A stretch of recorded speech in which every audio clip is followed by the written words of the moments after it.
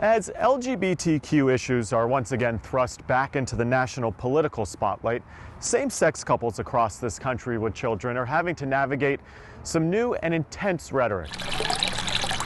A changing of the seasons brings with it a new opportunity for growth, both outside the home of Sean Weber and his partner Danielle Higgins and inside of it. We're also from two different backgrounds.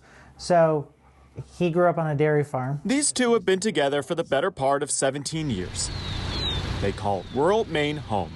Growing up in small towns, they both had very different experiences coming out. I told my parents at their house, and then my dad kicked me out. I never had to officially come out, per se, because I always thought, this is my life and this is who I am. They are now a family of 6. This is Emily. With 2 kids out of college and 2 teenagers at home. The struggles of everyday parenthood are plenty. We are faced with a lot. We really are faced with a lot, especially with the pandemic. But as members of the LGBTQ community, Sean and Daniel also have to navigate the complexities of being gay while raising kids at a time when nationwide there are numerous anti-LGBTQ pieces of legislation making the rounds.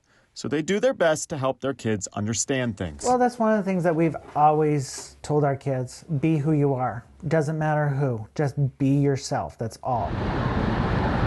Sean and Daniel, though, are not despondent about the future for themselves or their kids. Quite the opposite. We're on that other end of the LGBTQ spectrum where we see a lot of positive stuff of how we're treated, how we're respected, how we're included. Their town of less than 3,000 bucks the kind of stereotypes most people might have when it comes to acceptance of the gay community. It's showing that acceptance is expanding more and more every day, which is very good. From experience, these 2 men know that like any other family, they will continue to face ups and downs. How do we work with our kids to understand, have them understand that, something that traumatic taking us back, how are we going to bring them forward? But even amidst some less than welcoming political rhetoric right now, they, like parents everywhere, are hopeful their kids grow up seeing the beauty of the world around them. I feel